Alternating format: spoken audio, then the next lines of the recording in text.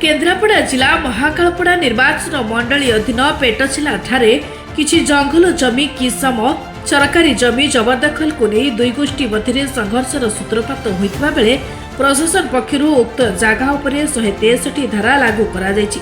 पेटचिलार किछि जंगल किसम सरकारी जमी को किछि बेंगली परिवार आज को दुई पीढ़ी हेब चाष करी चली आसुथुबा बेले वर्तमान उक्त जागा को अनेक गोष्ठी निजर बोली दाबी करिबारु उभयक मध्य गंडगोलर सूत्रपात हेबारु मामला थाना और प्रशासन निकट में पहुंचीला। आज प्रशासन उक्त जागा निकट में पहुंची परिस्थिति अणायत देखि 163 धारा लागू करिछि। एने कौन रही स्थानीय लोकमानक प्रतिक्रिया आसंतु देखिबा। वर्तमान परिस्थिति नियंत्रणाधीन अच्छी एवं आमे हमर पुलिस फोर्स तथा हमर एडिशनल तहसीलदार आरआई आमे समस्ते ए स्थिति उपरे नजर रखिछु एवं आर परे कौन करा जिवो आपण मानकु जणैबो। कौन थला घटना सर? घटना प्रकृत रे एठी जो जमी थिला से जमी उपरे किछि लोक चाष करूथिले एवं से जमी उपरे उभय गोष्ठी भितर प्रॉब्लम थिला। तेणु से विषय रे जो गंडगोल हैला तो मते उपजिलापाल निर्देश देते ये आसिक जो जगह अच्छी धान होटाको आम तो सीज करने से कम करने आसलु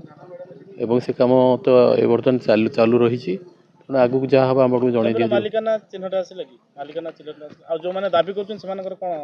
कथा हूँ ग्राम्य जंगल जमी ओडिशा सरकार जमी तेणु तापर जहाँ डिसीजन हम बर्तमान ओडिशा सरकार जमी से एवं जहाँ किसी अच्छे ओडिशा सरकार अधीन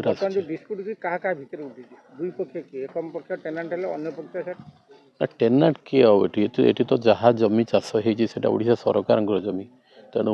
उभय पक्ष कौन हम से पर डिसीजन नि किसी से विषय किसी कह ना। बर्तमान जो जमी धान अच्छी बर्तमान जो जमी धान अच्छी आम सीज कलापर कौन पदक्षेप नू आप जन आम आज दीर्घ बापा अमल आम तो ये जन्म आमर आज 45 वर्ष बयस है मोर हेले बापा हरिका जंगल फंगल सफा करी चाष करथेला। एबे आम चाष एते वर्ष होउची कौ दिन गंडगोल किछि झमेला झूठ झमेला किछि नाही हठात आसिकरी अलगा लोक आसिकरी आमको धान कटा बेले उठे देलेनी धान कटा बिलरू कहला आम एटा आम दखल और तुमको आम तुमको चिन्हिनु कि जानिनु शिशिर आड़े शिशिर राउत सी कहले ताके तो आम कौ दिन देखिनु मु भी एपर्यंत चिन्हिनु ताकू सी आसिक ये कहूँ मो जगह मते लोक बिकी मु से जगार दखल देवी मुझे आम चाष करचु एबे कौ दिन आमर गंडगोल किछि झूठ झमेला तो किछि नाही एबे कहीं झूठ झमेला होउची आम तो तुमको चिन्हनु किए देइची कहले आम बिल चाष करचु आम आम धान घर को पिला छुआ खाइबनी से माने जबरदस्त आसिक आमको चाष करिया दबनी मना करचंती पुलिस प्रशासन आनिकी धमक चमक देखाउची। गत 2 दिन हेब पुलिस फोर्स परिस्थिति नियंत्रण को आनी समाधान सूत्र बाहर करने पई चेष्टा चलाइथिबा बेले गतकाली अपराह्न रे दुई गोष्ठी मध्य खेतरु धान उठाइबा को नहीं हाटाहाटी परिस्थिति सृष्टि होइतिला। घटनास्थल रे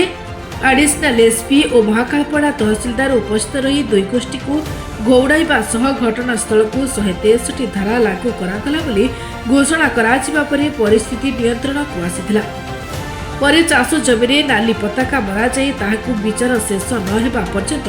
सरकारी हिसाब रे निषिद्ध घोषणा करथिले। आमर मु तो 13-14 वर्षर बो होइकी आसिलेनी ग्रामर आम ससुर स्वामी समस्ते चाष करुथिले एबे मते मु करूची चाष एते दिन आमर किछि कंप्लेन नै किछि झूठ झमेला नै किछि नै आमर हठात मात्र आम बिलरे धान काटुथिलु हठात मात्र आसिक पुलिस प्रशासन कहूची उठी जाओ काहे कि उठिबु आम हक चाष करूची जंगल जगार आ से माने कहबा को किए से पसी जाय कि कहूची एटा आम जगह आम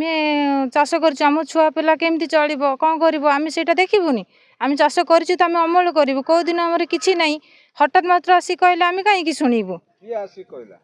से आम जानिनु से लोक को आम चिन्हनु जानिनु पुलिस प्रशासन आसिक आम धान काटुलु बिलरे सब स्त्री लोक मैंने सब काटुलु से मैंने आसिक पुलिस प्रशासन धरिकी आसिक कहले जे तुम बिलर उठी आस कहीं आम उठी आसबू आम तो हक चाष कर चाष करिकी धान नहीं जीवु ना आम छुआ पिला आम तो निजे चलू केमती आम चाष कर न्याय दरकार आम सरकार आमको न्याय दिंतु आम न्याय दरकार पेटचिलारे से गोटे जमी विवाद रही जमी माने टेनांट रही जो मैंने चाष करते आउ जमी मालिक या भितर डिस्प्यूट रही जोटा केस बास आगु हो बर्तमान ताकू केन्द्र करिके आमर लॉ एंड सिचुएशन कंट्रोल करने आम 163 BNSS धारा जारी कराई से उभय पक्ष को आम रिस्ट्रेंट करूँ तहसीलदार महोदय अच्छा सी आटाच करेंगे तेणु ये शांति श्रृंखला बजाय आम गोटे प्लाटून फोर्स भी अच्छा मास्ट्रेट अच्छा SDPO प्रेजेंट अच्छा आम हैंडल करूँ। केन्द्रापड़ा भली चर्चित जिले में उपकूल बेल्ट रे एभली संवेदनशील घटना को नहीं जिला प्रशासन आगामी दिन में कि कार्यानुष्ठान नेउछि ताहा देखिबाकू बाकी रहिला। केन्द्रापड़ारू जमेजय विशाल रिपोर्ट निरपेक्ष।